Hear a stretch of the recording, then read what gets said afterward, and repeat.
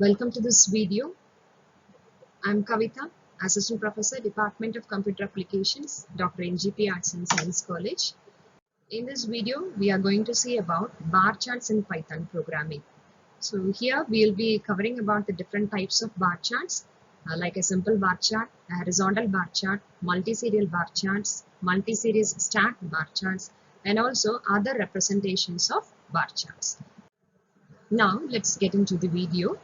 So a chart, it is a pictorial representation of a data. Hence, it is called as a data visualization tool. Chart is a data visualization tool of Python programming.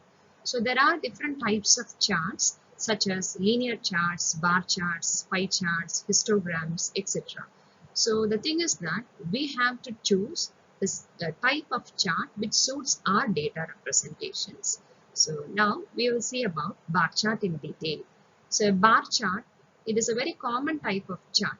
So similar to histogram, it also has x and y axis. But the thing that is different from histogram is that bar chart does not represent values in x axis. Instead, it represents the different types of categories in x axis. Only along y axis it is used to represent values, right? A bar chart, if you want to construct any chart, then you have to import pyplot sub package from the matplot library of Python, because inside this pyplot only the plot functions are available. So different types of plots are available for different plotting different types of graphs. To plot a bar chart, we use a bar function which is present in the pyplot sub package of matplot library. So we have to import matplot library function to construct a bar chart. So now we will see the coding of how to construct a simple bar chart. So here, as I already told you, if we want to construct a bar chart, we have to first import the pyplot sub package from matplotlib library of the Python. Then for constructing a chart, we always need a set of x values and y values. So here the index values, it represents the set of x values, and y value, when values, it represents a set of y values. To plot the bars, I need to have a function bar. This bar function, it is present inside the sub package pyplot. So that's the reason why I have included pyplot in the beginning. So this bar function, it takes a set of x values and y values as its arguments and construct the bars like what is given here. So the set of x values which are in index, it is passed. Then next, the set of y values which are present in values array, it is being passed. So these two list of values are being passed, and the chart that we are seeing now is being obtained. This is how we can construct a simple bar chart. Next, we'll see about the next category of bar chart, which is a horizontal bar chart. As we already know, the normal bar charts will be vertical in orientation. But if you want to orient a bar chart in a horizontal way, if you want to represent it horizontally, then you have a special function called bar h function. This bar h function, which means bar horizontal. So this bar h function, it also takes a set of x values and y values as arguments and plots the bars in a horizontal direction. Then the next type of chart is multi-serial bar chart. So in the previous two examples, we have seen only plotting a single category of bars. We have plotted only same types of bars. There is a single series of bars we have constructed. In this multi-serial bar chart, we are going to see how we can plot different series in a single bar chart, right?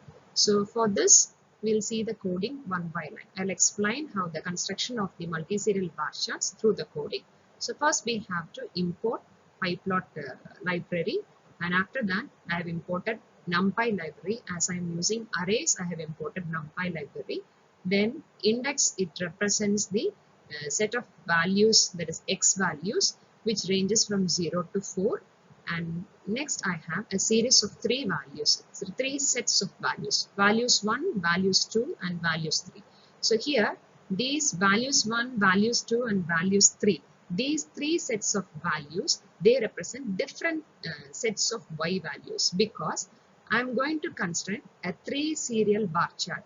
So for the same x value, I am going to vary the y values and construct different bars, different colored bars.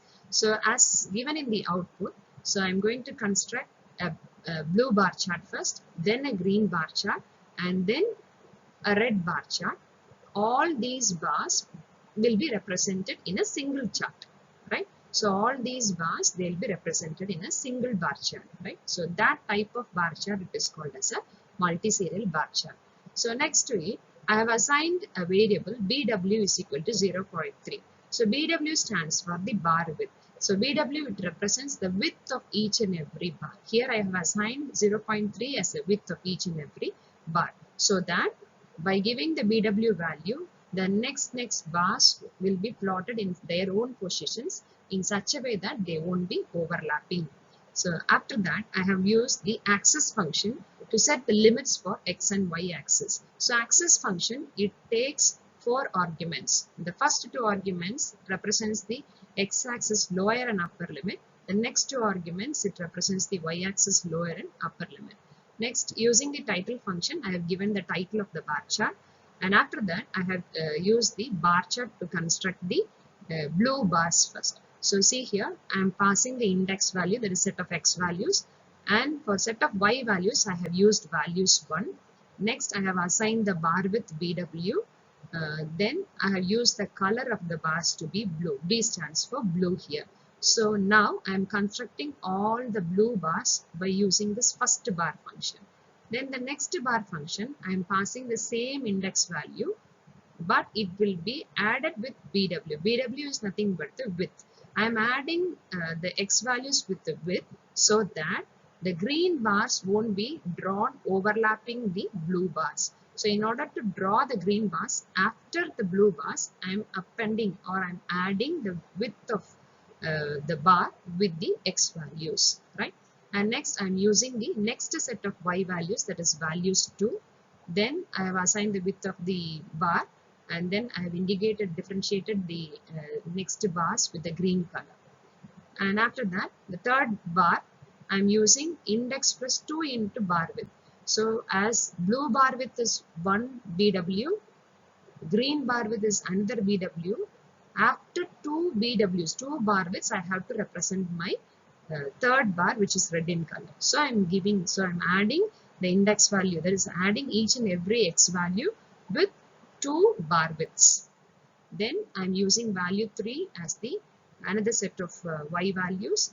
Then I'm using the same bar width, and also I'm using the color red to represent all the red bars. So thus the blue bars, green bars, and the red bars, all these 3 series of bars are represented in the single graph.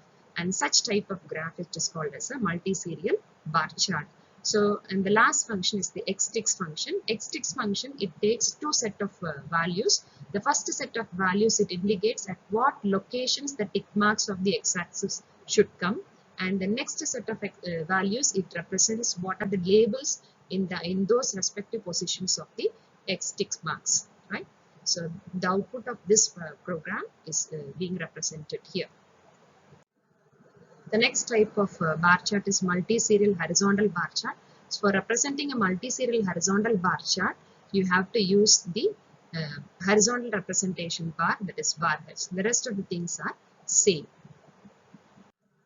The next is the multi-serial stacked bar charts. As we already know, stack is nothing but the organization of elements one above the another. It is called as a stack. So to represent a stacked bar chart also, we will be using bar function. If the stacked bar chart has to be in horizontal direction, then we will be using bar h function. And to represent a stacked bar chart, ordinary stacked bar chart, I'll be using an attribute, special attribute called bottom attribute. And to represent a horizontal bar chart, I'll be using a special attribute called left attribute. The rest of the things are same, and the difference is that while plotting first bar, I'll be plotting in red color. Then the second bar, using the second series, I'll be plotting in blue color. And after that, the bottom is equal to series 1 I'm giving, which means that the series 2 graph, it should be above series 1. That is, series 1 must be at the bottom of series 2. Similarly, here also, series 3 should be above series 2 and series 1, right? So that is what this bottom attribute means. Then the next is horizontal, the representations of these two stacked multi-series bar charts and stacked horizontal multi-series bar charts is given. Another bar chart representations here means that we can use, instead of filling them with colors, we can also fill them with the patterns. So patterns, in the sense, it means that we can mark them with striped lines, we can mark them with cross lines, etc. So all these patterns, they can be represented using a special argument called hatch, as it is given in the coding here. So index represents x values, series represents y values, and color we are using white color, and hatch variable, to this we are assigning x. So the number of repeated characters, it makes your patterns denser. If you are giving fewer number of patterns in hatch, it makes your patterns less dense. So this is these are the other types of representations of bar charts. So this is the output of the above bar chart coding. So with this, I conclude the bar charts, and thank you for watching the video. Thank you.